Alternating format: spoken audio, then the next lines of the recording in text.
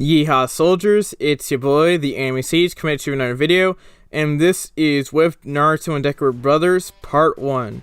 Well, this should be a very interesting series. This wasn't actually something you guys voted on, more of a series I was creating behind the scenes. To be more exact, a collaboration series with me and my boy, my hero, my life. Say hi, my dude. What's up, everyone? Glad to be here. There was a time where you could actually call me a pretty big Naruto fan. I used to play the card game, watch the show. Like, I loved Naruto. It's been a while since then, but thanks to that, I was really interested in this collab. So, thanks again for having me, Anime Sage. Yes, it's a great opportunity to be working with a great My Hero YouTuber. So, go check out my dude's channel, as he has made some really great series. So just What If Deku and ORAS were brothers, so if you like Black Clover and MHA, you might like that series and also his channel. Anyways, make sure to watch the community tab like a hawk as I do vid updates, polls, the ability to select what ifs I do for the week, and you guys get to see some other fun stuff in between. Alright, now for some quick social media plugs. Twitter's at AnimeSage4, Instagram's anime_sage4, and join my Discord server, which will also be linked in the description. I'll give you all a reason to follow/join us at the end of the video, so, you know, just watch until the end. Since this is a new series, no usual checklist, so let's get right into the story. Alright, so I guess the first question is, what world would we be making these two guys brothers? Well, Naruto world for a couple reasons. One is very interesting to take Deku out of his setting from modern society into the world of Naruto, and two, we can get these two dudes to have the Nine Tails. Before we get into that, these two dudes will be twin brothers, as in these two will be born on the night of the Nine Tails attack. More so twins that don't look identical, but they are still twins, you know. Essentially, we're giving Kushina another child, which can work, and Minato will just have to, you know, do the Flash Pine a bit better than he did in the original canon. Which he will do. Anyways, everything up to the original canon will remain the same, as the Nine Tails attack still happens, and Minato and Kushina will still die. Before he dies, he will seal the Nine Tails into his two sons. He won't have to be forced to take on the other half of the Nine Tails inside of him, because he has another child right there, ready and ripe for the sealing. So while Minato might be a bit weaker without the other half of the Nine Tails in case him into the war arc, sacrifices have to be made in order to ensure that Deku can get a nice power up, plus it makes sense. This means Deku will get the yin half of the Nine Tails, which is the good half. This will give Deku a large mastery of Genjutsu, which means he'll be able to create the clone jutsu. This was the other reason why Naruto kind of struggled with the clone jutsu, as the end release isn't necessarily about the Genjutsu / illusion life. So Naruto will have still the same struggles like with this clone jutsu like in canon.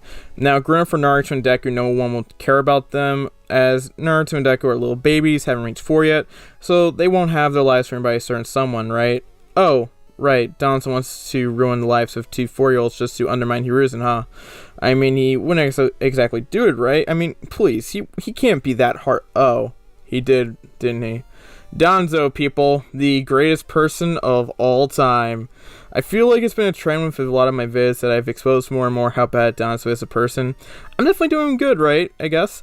Anyways, after Danzo decides to spill the beans, Naruto and Deku's lives are a living nightmare. But they do have one thing, and that is each other. You see, since Naruto actually has a family member alive in his what if, he will not be as interested in seeking attention, because in reality, while he doesn't have parents, he has a brother. Deku will also care a lot about his brother, as family does have to stick together. So let me get into more of the personality and combat changes here for, I guess, both of these dudes. Naruto will be a bit more calm, be a little bit more strategic, and also has his brother to help him out with strategy and stuff like that. You will be better in taijutsu, as he'll be trained with Deku a lot, as if you're trained with another person, you will improve, you know. Naruto will still have wind release, but I'll be giving him water in this what if as a second nature transformation to master. This is because Deku will have 2 as well. Speaking of Deku, let's get to him. In this what if, Deku will be very intelligent, as he will actually have Minato's intelligence in this what if. So you know how Naruto, he's more of the hard worker type, can be shown jutsu and eventually figure it out and thinks more outside the box. Well, Deku will work hard, but he's also extremely intelligent like his father. I thought to myself, why not, as Naruto never really got the book smarts of Minato in the actual canon story, so why not give Deku the Minato's intelligence, you know? It definitely works here. By the way, you know how Naruto has blonde hair like Minato? Guess what? Deku has red hair like Kushina, so that's also a positive. Since Deku and Naruto support each other, they will be very focused on their work and will make sure to support each other when it comes to becoming, you know, ninja. They will be both very skilled, but Naruto will always be held back because of the clone jutsu. Iruka will, of course, form relationships with both Naruto and Deku, as they are both orphans, and Iruka kind of understands what it's like to not have parents. He was already cool with Naruto despite knowing that he had the Nine Tails inside of him, so why wouldn't he be cool here with him, you know? Now, there's a change here as Nana will have feelings for both Naruto and Deku. The reason for this is they both stood up to bullies for her, so she definitely has an attraction to both.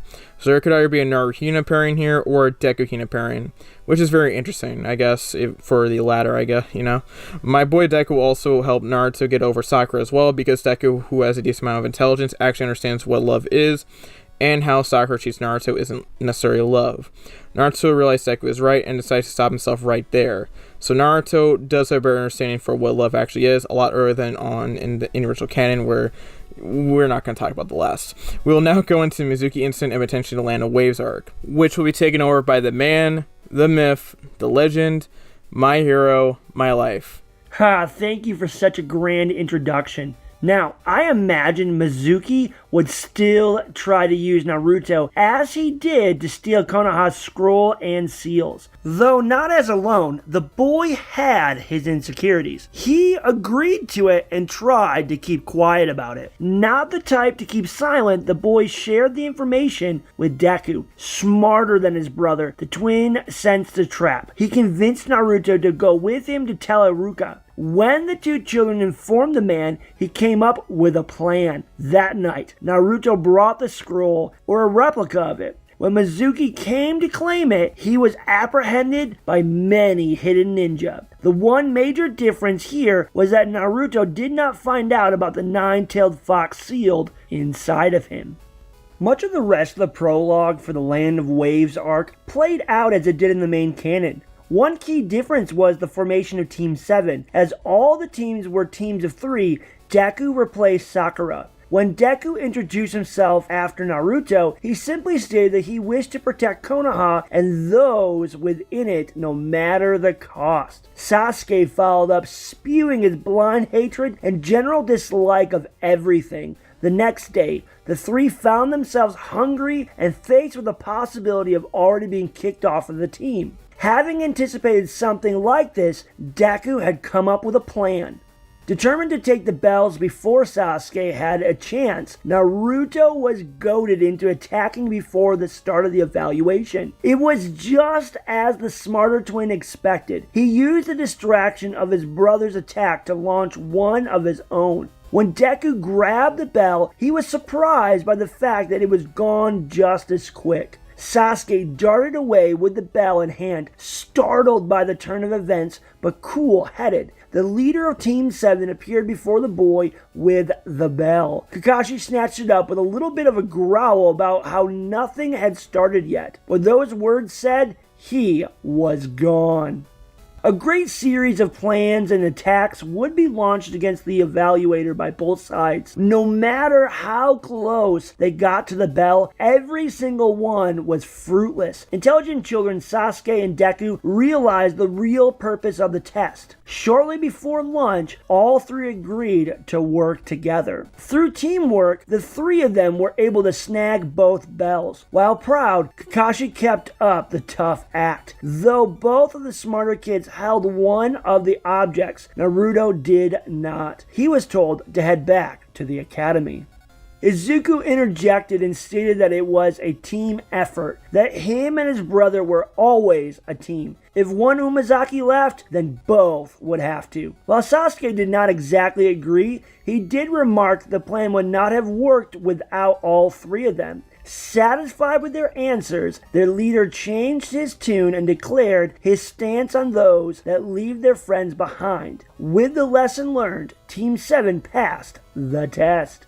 Naruto's complaints about D-rank missions landed them the C-rank mission to escort the master bridge builder, Tazuna, to his home in the Land of Waves. This mission started out the same, with the attack from the unknown Chunin. Deku took a back seat not only to the fight, but also the bickering between the teammates that followed soon after. He didn't believe himself better than either of them, but knew better than to waste the energy trying to outdo his brother. Amidst an encounter with the White Snow Rabbit, a warning from Kakashi protected the Genin.